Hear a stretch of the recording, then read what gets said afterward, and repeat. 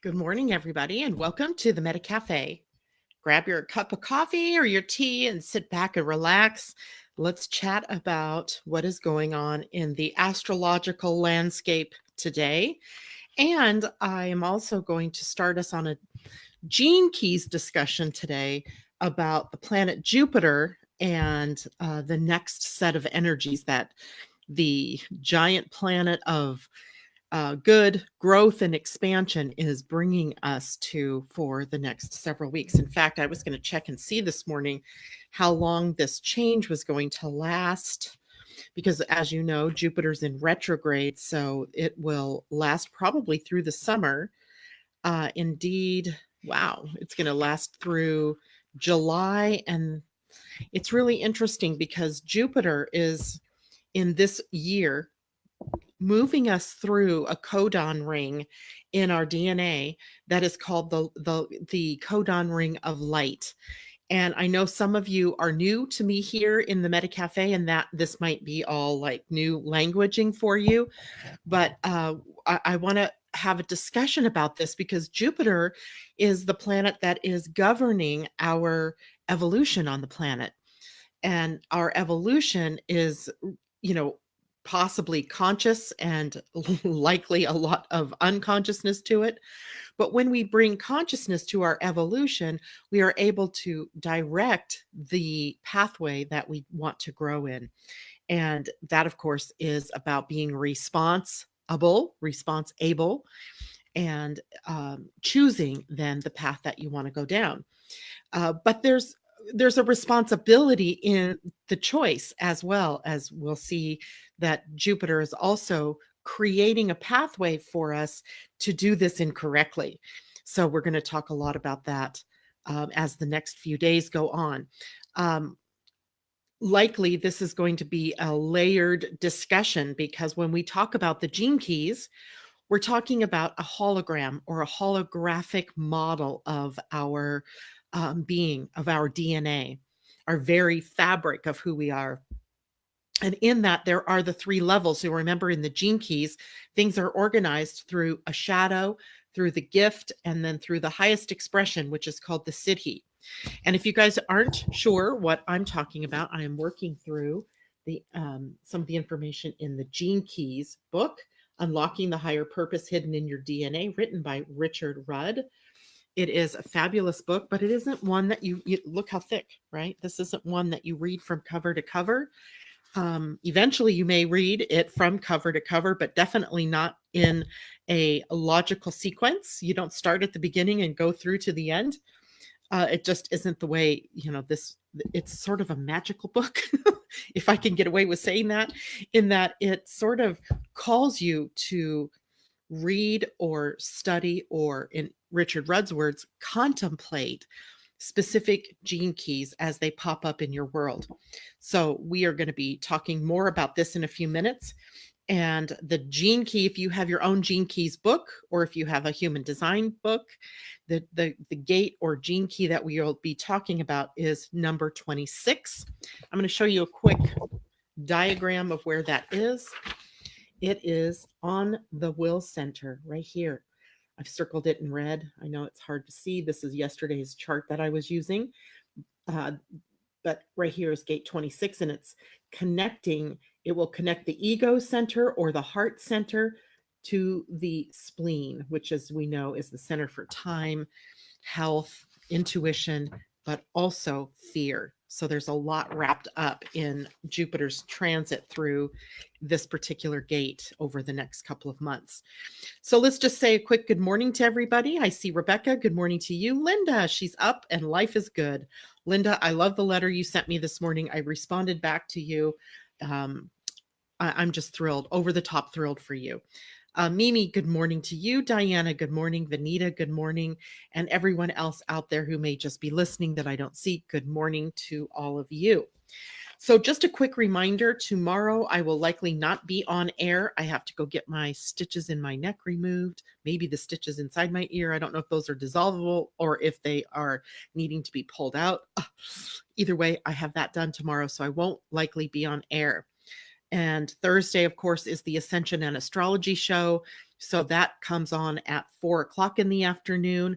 Not sure what topic Cornelia and I are going to be taking up on Thursday, but I'm sure it'll be fascinating, as we often end up sort of in these conversations that take us around a wide circular sort of of journey, let's call it. And then Friday, I will be back on air to close out the week. So I'm sorry that the schedule's a bit up and down. Um, Hopefully next week we are all smooth and I don't have more doctor's appointments to take out stitches. All right, so let's take a look at what is going on today. This morning, the moon is still in the sign of Virgo, very late degrees of Virgo, and it will be moving void of course very shortly here. In fact, it is 8:05 my time on the West Coast, 11:05 for you all on the East Coast. The void of course moon begins at 10:20 a.m. my time, 11:12, 1:20 p.m. for you all on the East Coast.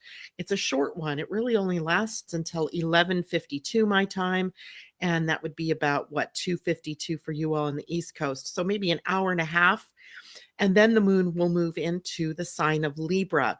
So in the sign of Virgo, we've had this organized, practical, detail-oriented, emotional connection to the work that we're doing. I noticed in my own self yesterday, by the way, Mimi, that means you're having your personal new moon today sometime, or maybe you had it late or early this morning. But as we move through or finish moving through the energy of the moon in Virgo, we can be very task oriented and we could get a lot done. Yesterday I finished up March of 2020 for the energy almanac. I set the template up for April of 2020. I felt really good by the end of the day because I had set myself this goal of getting March done, and I was able to complete that and be able to move on to the next month. And that's the power of our being able to use the moon in various signs. Now, the moon in Libra puts the spotlight on our relationships and on our balancing and harmonizing things in our world, trying to maintain a balance and a harmony, even though the nature of the universe is to always take us out of that natural harmony and that natural balance. So we're always working when the moon is in Libra to keep things harmonized. And the ruling planet for the moon in Libra is Venus.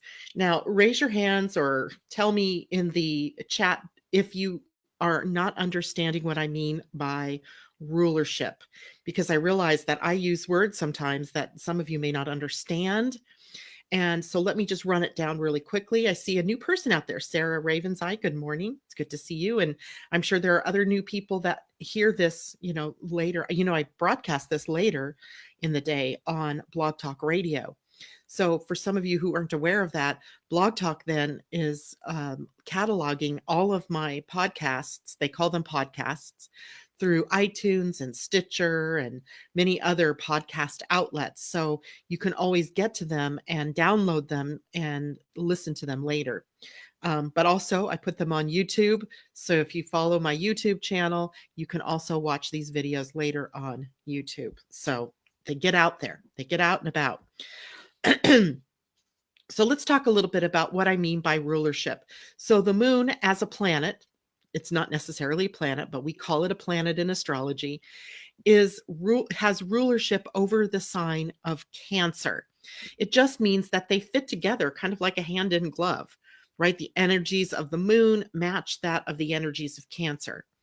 And when the moon is in a specific sign other than Cancer, it is also triggering energies from the planet that rules that sign it is transiting through.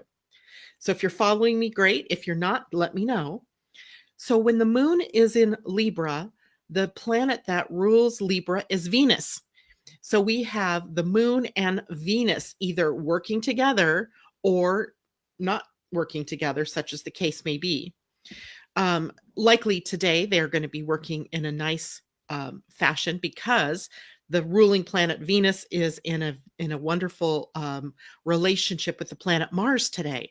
So we have this balance of masculine and feminine energies that we have easy access to as the day wears on. Now, this is literally after 11:52 a.m. my time after 2:52 p.m. your time on the East Coast and all the time points in between. So know that, today is mainly going to be about balancing those energies, the energies of the feminine, which is receptive and nurturing, and the masculine energies, which are more assertive or protective or forward moving. So, balancing these energies today is our task. It's our emotional task. Now, there's also some other interesting connections going on today with the moon. While the moon is in Virgo, so this is before it changes over into Libra, it is in a trine with the sun and with Pluto. Now, you might remember yesterday we talked about the sun trine Pluto and how that was empowering us to transform our lives, and that it can sometimes trigger power struggles between you and another person.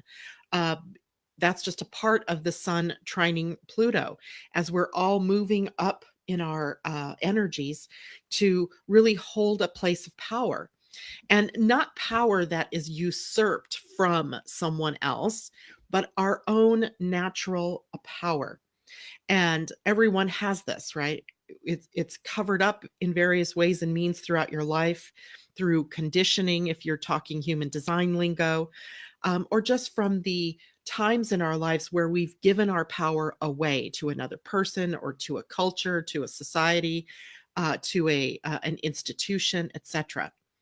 So when we have the moon now joining into this trine with Pluto, because the sun hasn't moved very far away, it's still in a trine, right? It's in a waning trine now, but we still have this theory or this energy, this theme of power and possible power struggles going on in the astrology of the day. And the moon and Pluto, when they're in a trine, hearken us down to our deepest, darkest emotions. And it can be comfortable for some people to be able to work through these emotions, and it can be uncomfortable for other people to work through these emotions. And good morning, Michelle. Good morning, Patricia. Great to see you ladies out there. So, so some of you have some, I would say all of us. Let me reframe this. All of us have that stuff that we have to deal with, right? Emotional reactions, bad feelings, good feelings, whatever the feelings are, the emotions are that we're carrying, it is our personal responsibility to deal with them. Today, with the moon in a trine to the sun and Pluto, we have a very distinct opportunity to do that deep dive, to get down into the darker parts of ourselves and bring it up and shine light on it. The sun shines the light. Pluto facilitates the dumpster dive, if you will, right? The deeper dive. And there's sort of a magical connection here with these energies, right? Because the emotions are powerful. The sun's light is powerful, and Pluto represents the power of transformation, the power of you empowering yourself. So today we have a lot of really good energy for moving through that. Now, there is a bit of a challenge to this today, though, as the moon in the morning here between now and noonish time on the west coast, 3ish on the east coast, is going to be in a square to the planet Mars. So Mars is not a touchy-feely kind of planet, right? No, he's pretty much warrior energy, and as you know, a warrior sometimes has to put those emotions in the back seat in order to be able to move forward and do what a warrior needs to do. The moon, however, is the emotions. So now we might have a conflict with what we're feeling and the energy of having to move forward. So this can be an internal conflict, and it's best dealt with by movement or exercise or journal writing or meditating, even, although I would bet meditating may be a little more difficult because Mars action oriented energy is kind of vibrating with the energy of movement. And he is at the 29th degree of Gemini. And as you know, Gemini's energy can get scattered because it's always in motion. This is a mind that's always in motion. The mind is busy, action oriented because of Mars, and also conflict and confrontation, a possibility. juxtaposed against the moon, trying to balance and harmonize these energies. So it could be sort of an uh, it could be individually frustrating today, but it might be that frustration that clears out a whole lot from your unconsciousness. So the choice is yours, of course. You can choose to allow all of this to come up, or you can keep squelching it, swallowing it, pushing it down. And then it just turns inward and begins to destroy inside of you. So today's a great day to let all this up, let all this out, and not necessarily at another person. So don't get me wrong here. This isn't your permission to blurp all of this onto other people or to confront other people. This is a day for you to be responsible for cleaning out your own garbage pail, if you will. And later in the day, then, as the moon actually transitions into Libra and moves a little bit forward into Libra, it will become opposed to the planet Chiron. Now, Chiron, for those of you who are new, is a planet of wounding and healing. We all have Chiron placed somewhere in our astrology charts, and it represents the wound that we carry. So, right now, I would imagine we're dealing with an age group that has Chiron, natal Chiron in Pisces, and we're dealing with some people who have natal Chiron in Aries, and the younger ones of you have your natal Chiron likely in Taurus. So we're dealing with victim energy through the Pisces Chiron. We're dealing with the energy of independence and versus codependence with the people that have Chiron in Aries, and we're dealing with the energy of prosperity or scarcity with the people that have Chiron in Taurus. So wherever your Chiron is, you may get triggered today by the moon's passage opposing your natal Chiron. The purpose of this isn't to make you mad, isn't to disrupt your peace. It's about healing, right? This is a healing transit. And but we choose healing or we don't, right? I hope you understand that we choose healing or we choose not to heal. It's always a choice. And there's no judgment in the choice. The making of the choice is wholly yours. But if you choose to heal, if you choose to move through the pain of the wound that you're carrying, then there is this beautiful ability to come to peace, right? To come to serenity, to come into and harmonize those energies that are within you. Balance, Libra, right? The scales. If you choose not to, then what happens is the scales get off balance. They get more off balanced. And you may trigger in yourself a dark night of the soul or a healing crisis or some other form of confrontation, internal confrontation.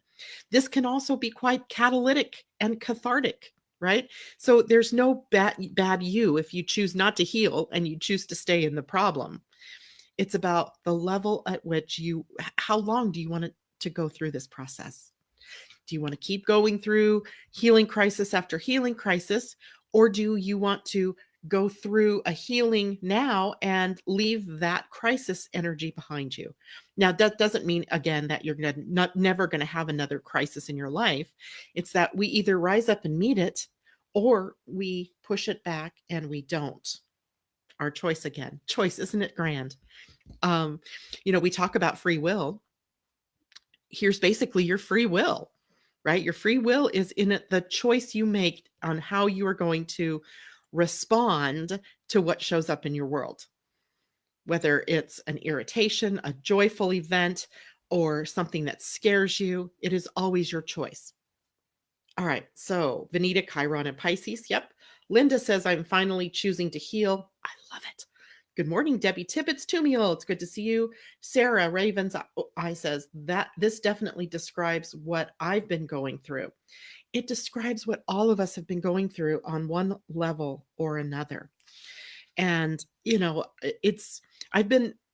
I'm a fairly good observer of my own stuff. As in, I really do kind of enjoy processing stuff. And I'm not so much a verbal processor as I am a writing sort of processor, a thinking processor.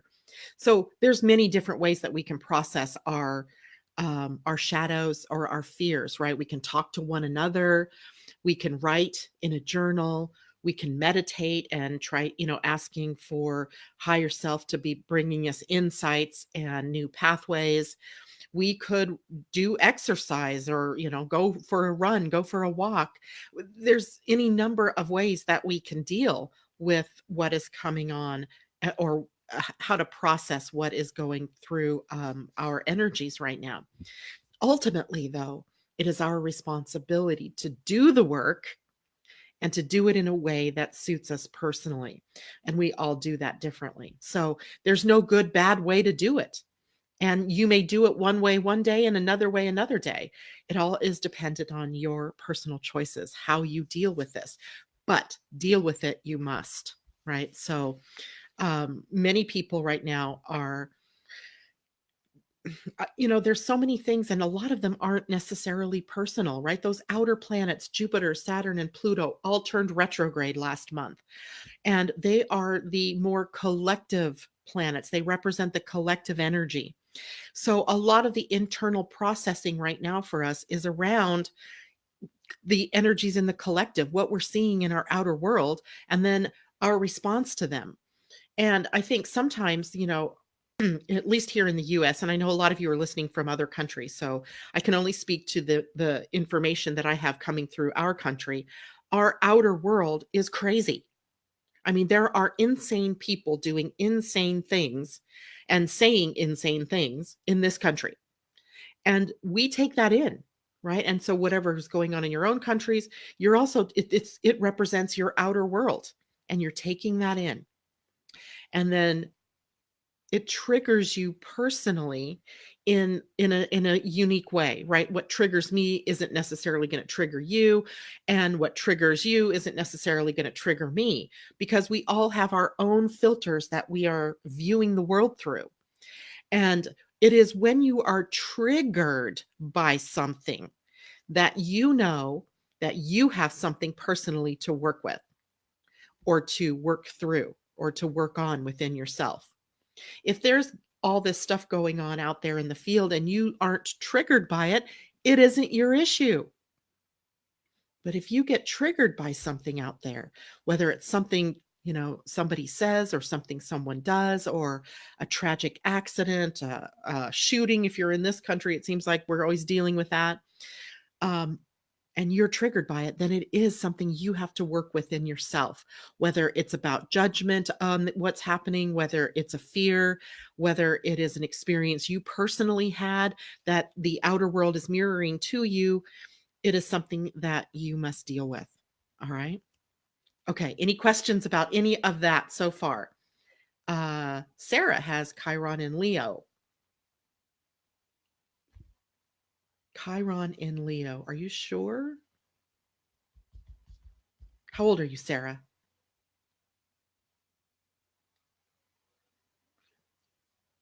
Let me know how old you are, because I'm not sure. Chiron and Leo? Yeah, I guess it could be. Yeah, I guess it could be. You must be really young, like maybe in your late teens, early 20s, maybe. So, well, while I wait for her to tell us how old she is, let's move on to the next topic of today's discussion, because this is one 27. Okay. I'll take a look at that, because I'm not so sure. I don't have my Chiron book sitting here. Dang it. Because I'm not in my office. I'm in my kitchen. I'm in my dining room, part of my kitchen. I have an open floor plan here, so it's all sort of together. um, but we'll definitely want to take a look at that, because your wound would be completely different than the wounds that we're speaking of in Pisces, Aries, and in Taurus. So I'm trying to think how I want to preface this. So several weeks back, we were discussing Jupiter, the planet of growth and expansion, and its movement into the gate 11 in your human design. Gate 11 sits up in the ajna, so it is up here. And in its highest expression, this was the gate of light. right? In its highest expression, it is the gate of light.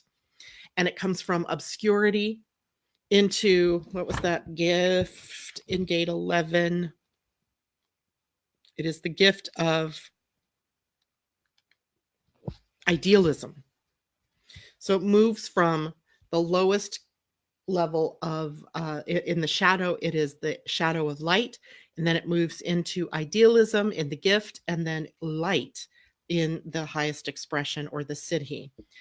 And we've discovered since then that Jupiter is moving through, in this year, it is moving through the gates that make up the codon of light.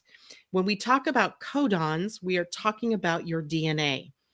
And human design and the gene keys are literally the only, literally the only divination system that really talks about your DNA. And your DNA, if you can remember back to conversations we've had in the past, is literally a transducer of light. Now, what that means is that your DNA is activated, various parts of your DNA are activated by light.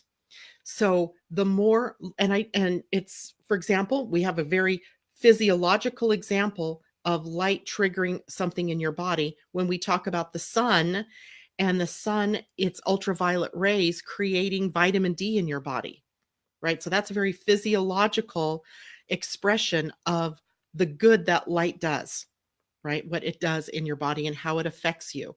It brings in that, more of that light brings in more vitamin D. So for people like me that live in a climate that's often clouded and dark, we take in vitamin D because we don't have enough of the sunlight or the ultraviolet rays to help us make enough vitamin D. So you're following me right there, right? This idea of light as a catalyst for good things happening in your body is already well known, right? From the scientific standpoint of view. But light also catalyzes healing. In fact, light in your body contains light itself. So I'm talking about light waves. It might be sunlight, it might be ultraviolet light, it could be uh, all the different light waves. They carry catalytic codes that determine what your physical, mental, emotional, spiritual well-being is going to be like. Now, the power that you have as a human being is that you can allow the frequencies of light to come into your body and to catalyze healing, to catalyze evolution, to catalyze growth and expansion. Or you can react with fear, and fear lowers the frequency and it triggers survival energies, right? Remember, the spleen is the center that we are evolving away from. The spleen is right here in your human design. It is the center for time, intuition, healing, and or health and survival, fear. So fear has the effect of lowering your frequency. Now that's nothing new, right? But it also tamps down or dampens the amount of light that can come into your DNA. Amazing, right? Let's see what people are saying here. Good morning, Lynn. It's good to see you. Mimi says, yes, the outer world triggering a good cathartic rant that would be best served by letting it out. However, best to do this privately versus publicly. The soapbox calls, yet I know best to vent in private. This is a wise woman, right? A wise woman, Mimi, because we know that a lot of people end up ranting out there in Facebook land or through Twitter. Yeah, our least favorite person, our least favorite Twitterer in the world right now does that, rants through Twitter and uh, pretty much vomits all of his own personal stuff out there into the world. Whether that person ever processes through his own stuff is beyond me.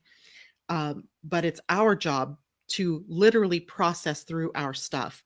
When you just throw it out there, you are containing the victim and blame game energy. You're holding that energy here hostage on the planet. We're trying to release that, right? So yes, we're going to get triggered, but it's your job to clean up your own backyard, so to speak, and not just throw it out there to the world. But we all do it. And it doesn't make you wrong or bad or immature. It just says, okay, wait, we still have work to do. And it's best done on your own personal self.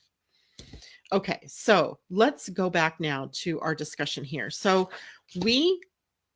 fear decreases the amount of light we can take in, and it triggers a survival mechanism within us.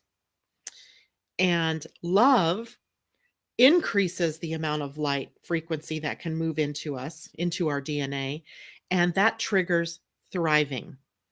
Now, it doesn't matter what plane of reality we're dealing with, whether it's mental, emotional, physical, or spiritual. It is happening all the time. And there is a gate in your human design or in your gene key that models that for us. And it is the gate 26. And the gate 26 right here is sitting on the ego center, right at the point right here of the ego center. And it connects through the channel of integrity down to the spleen, the fear center. Now, if you have gate 44 in your human design and it's defined, then now that whole channel is connected for you.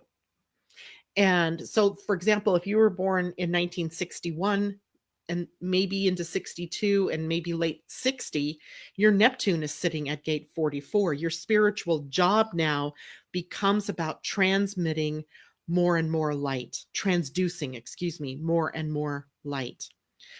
Okay, that's just an off thing. I mean, a off comment here. And there may be others of you that have gate 44 activated by other planets. No matter what age you are, there could be other planets that were sitting at gate 44 when you were born, and now you have that whole channel activated, and it becomes your job to really absorb the higher frequencies of light, to bring more and more light into your DNA. Now, there's something that's really interesting that happens when the gate 26 is activated. One, it's sitting on the ego center, so it can activate our egos. And healing and bringing in more light can trigger initially within us the need to use will to get things done. And that has created a real monster on this planet already, right? Our egos transmitting into or transferring into willpower, using our will to get things done. And that can only come from the ego. Will should be more like, what is it? Thy will be done, right? Thy will, meaning higher self's will, God's will, or source's will, or spiritual will, right? So when we're dealing with Jupiter now at gate 26, we're tapping into the potential of using will and willpower in a new way, in a way that is operating at a higher frequency and is bringing us into the possibility of creating a pathway where things get easier for us. You know, when you're in alignment with divine will, things just move smoothly. When you're operating from human will or ego, we come up against all kinds of stuff, right? Our triggers. And it forces or it causes us to try to force more things out of us, to get more things happening in alignment with what we want. And it creates a cycle then that feeds into where Saturn is located right now, which is literally at gate 54, whose lower expression is that of greed. So right now we have both Jupiter and Saturn sitting at gates that are feeding that ugliness on the planet, the ugliness of using ego energy to get what you want, turning your will against the natural order of things to get what you want, and the energy of greed underneath it all driving it. Interesting shadows, right, that are on the planet right now. Now, in your personal human design, the planet Jupiter and the planet Saturn work together. These two planets you can't really look at separately because Jupiter is the rewards that you reap when you do your Saturn work. So you have a natal placement of Saturn and a natal placement of Jupiter that you're working with. As well, now we have this transiting Jupiter and transiting Saturn that are maybe giving us more details about what it is that we are evolving towards. What is it that we can earn as a reward with Jupiter at gate 26 now? That is going to be the gift of artfulness. And we're going to talk more about oh God, he used a wonderful word in the book. And by the way, I'm going to show you the Gene Keys book again. If you have this book, go to Gene Key 26 and read about it. It's pretty stunning. It's pretty stunning work. And what he begins to talk about in artfulness is the energy of what was it? The gift includes shrewdness, the gift of our, oh God. Okay, well, when I remembered heart marketing. There it is. Heart marketing. Everything that we do now is about ego marketing, right? The ego is telling us that we have to tell everybody how good we are. The heart marketing is different in that we are in alignment with divine will.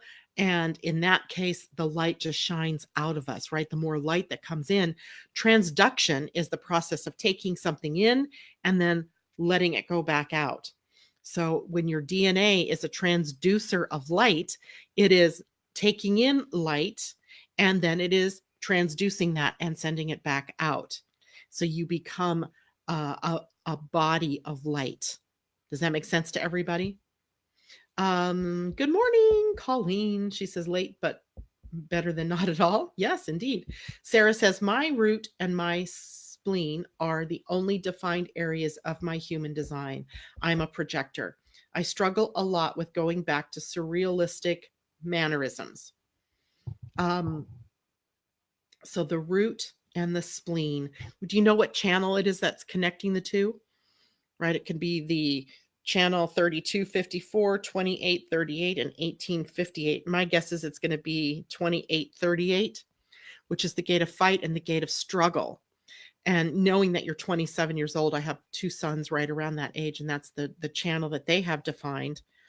And it is a generation that is coming to terms with a sort of feeling of what's it all for, right? What am I here to, it's sort of a hopelessness, but there's also this struggle, like this generation, your age group, which is now entering into their first Saturn return very shortly, is faced with this energy of wanting to give up or wanting to do more and more just to feel alive and to feel like there's something going on, right? That there's some reason why they're here. So it's a very difficult path for the 27, 28-year-olds, maybe even 29-year-olds on the planet with this particular channel defined. The struggle for you, Sarah, is to find the right fight, if you will. So when we're talking about the energy of fight, which is on the sacral, so gate 38 is the gate of fight for you, fighting for the right thing, right? The right thing, that a fight that's worth fighting for, right? It's about choosing your battles wisely, right? What's worth fighting for is, let's say that you decided that you wanted to be an advocate for children, making sure they're fed, right? That all children go to bed at night having had 3 meals during that day. That is a fight that's worth fighting for, right? And you'll feel energized by that because it's worthy. But if you're just fighting for the scraps of, what society will leave for you, then the fight doesn't feel worth it. You have to find something that's worth fighting for. And then the struggle on the spleen magically turns into getting things done, right? Being able to do what you need to do. And Sarah says she's a Scorpio too. Wow. So you have intensity, you have passion. Find the right passion to express, and everything will work together. Just remember, though, as a projector, you don't have sustainable life force energy. So you have to be invited into those things in your life, right? The big things in your life, relationships, jobs, relocating, counseling people, etc. So Sarah says, do more and more. I feel like no one will try to advance anything in the right way. You know, projectors, all of you out there who are projectors, you're here to lead, guide, and manage those of us who are generators and manifesting generators. And you do that via an invitation. So when you see something that's out of alignment or something that isn't working right, and you know that you have the skill or the ability to bring it into balance and harmony, you have to wait to be invited into that. Or you can begin a questioning process about the needs of the group that you see that's out of alignment, or the people that you're wanting to be aligned with. So you have to be sort of careful about how you enter into the things that you're doing in the world. Um, Rebecca says, "Are you talking about the Scorpio generation, Janet, with gate 44?" No, not necessarily. All of us could have gate 44 activated. First of all, back up. Every one of you has gate 44 in your human design. It's either defined by a planet sitting there or it's open. If it's open, then it just means that that energy shows up in your life inconsistently. It shows up by transit with a planet. It shows up when you're in relationship with other people, and it has a lot more going for it than just what it would seem to suggest by it's sitting here on, the spleen. The fact that it sits on the spleen injects the fear here of the past repeating itself. And the Scorpio generation, as you call them, they're all about winning and losing. And they're very competitive. There's a competitive edge here. Scorpio is the sign that takes us through the death and rebirth process. And the death and rebirth here may be either a rejection of the past or a fear that the past is going to repeat itself. So the lesson at the gate 44 then for all of us is to take the best from what we've learned in the past, bring it to forward into the now, and blend it with the best that the now has to offer. And then we create a useful future. I hope that makes sense to everybody. So 44 has a lot going for it. It's also the gate of teamwork and synarchy. It is a gate that at some point in our history, maybe not in our lifetimes, but some point in our history, will be responsible for destroying hierarchy, right? It will be the gate that brings in synarchy, which is where we hold power together to make decisions and to move forward, rather than having someone up here and layers of people down below, right? The pyramid, that will go, and in favor of synarchy, syn meaning together, and archy being the organization or the structure, right? So a together structure as opposed to I'm higher than you structure. So that's coming, just not yet. Although we're working on it. Consciously, Gene or Richard Rudd in the Gene Keys orchestrated the group that is driving the direction that the Gene Keys is going to be a synarchy. And it's had its ups and downs. It's difficult because, we're very much entrenched in the hierarchy. We always expect that there's a leader and then the followers, right? A president, the cabinet, then all the other offices, and then us peons down here, right? That's how we're used to working. And we are going against that tide. If we want to raise and elevate the consciousness on the planet, we're going to have to let go of some of those old models of behaviors. And hierarchy is one of them. And it can't happen all at one time. I suppose it could. It would be very chaotic. But over time, that is where we are moving to. It's like those of you out there, and I hear this all the time. I see memes and so forth about socialism and versus democracy as a political system, as a political statement. I hate to tell you this, people, but that is exactly where we're headed to, right? That is in the stars. And it's not socialism like you think of as the USSR, where, everybody does the work and only a few up at the top actually benefit. It's not that at all. It's that our values realign to be mindful of what we do and how it affects the whole, not just me, right? Right now, greed says that I want all the toys, right? I need to work hard and save my money so I can buy all the toys. In a more fair world, it is that I'm realizing that everything I buy is consumption. It is a use of resources. It is a tree that's had to fall because I needed to buy or build a house instead of buying a house that's already built. So it's a rearranging of how we do everything and how we look at what we do as a society together. And we're just seeing the early manifestations of that. We're just seeing the earliest idea of what that would bring to us is in what we call socialism, um, which as a political movement.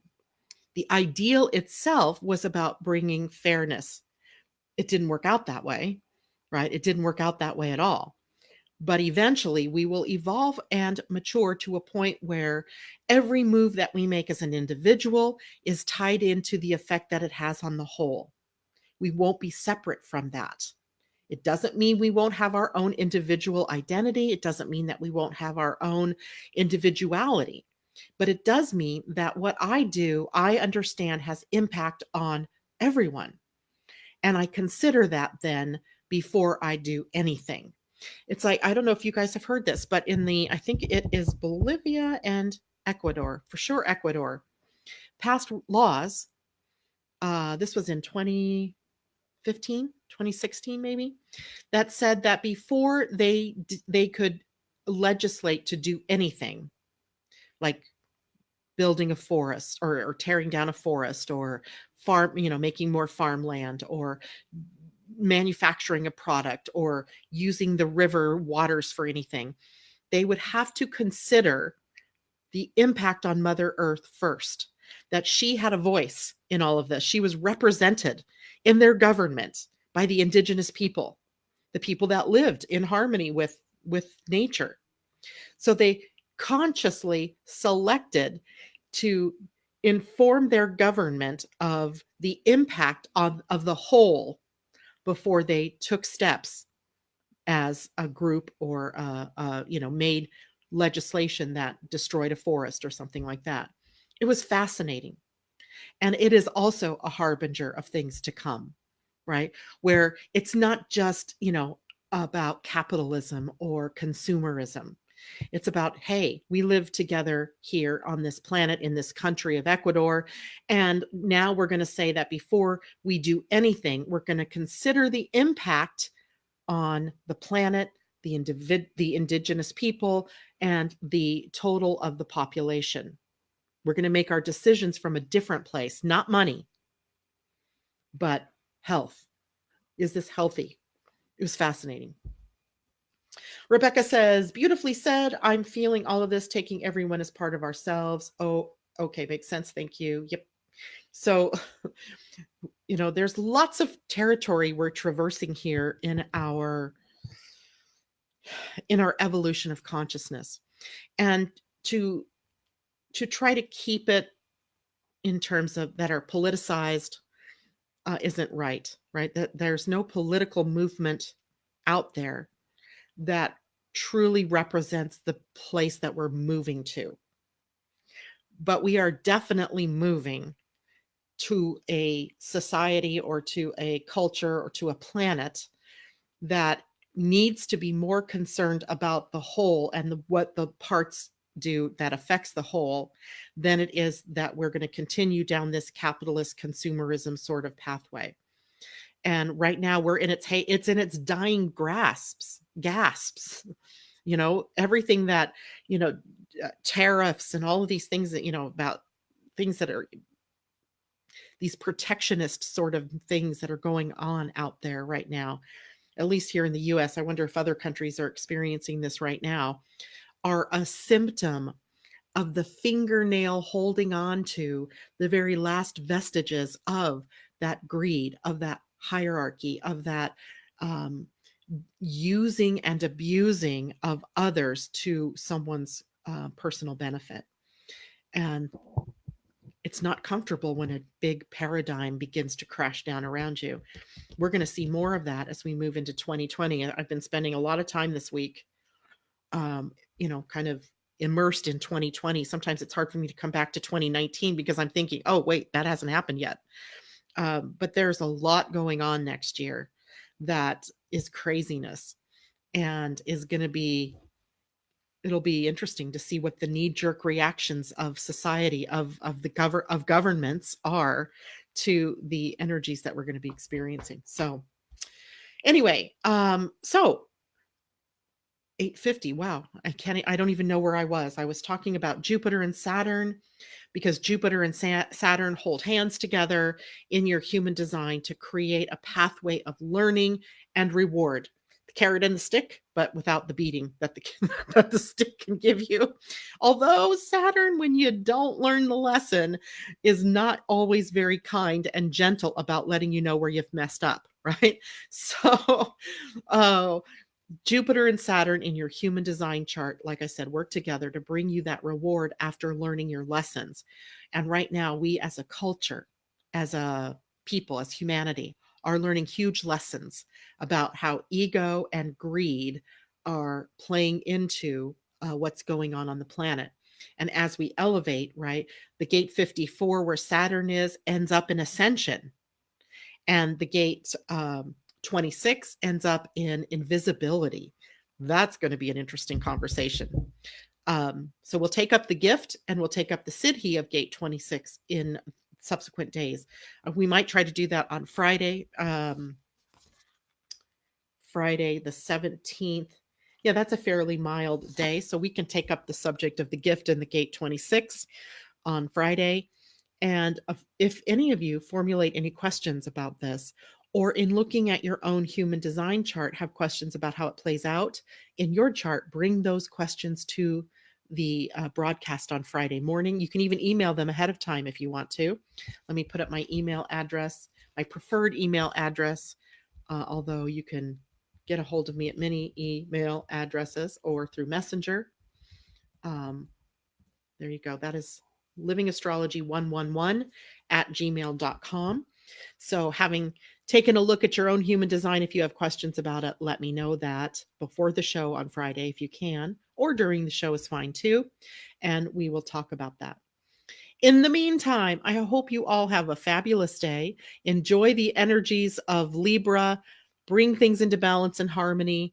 Work through your own stuff. Give yourself the time and the space for healing. Oh, that's the other thing I wanted to bring up.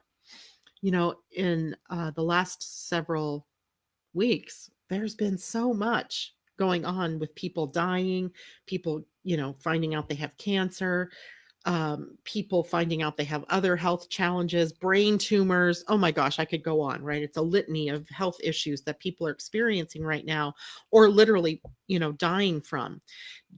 Did you know that Jupiter sitting at this gate is going to remind us all that we individually hold the power for our own healing? And I want to talk about that because that's so important. All right, guys, take care. Have a great day. See you all on Friday. Thursday, by the way, Ascension and Astrology Facebook page is where we'll broadcast. Friday, I'll be back here in the Meta Cafe. Bye for now, everyone.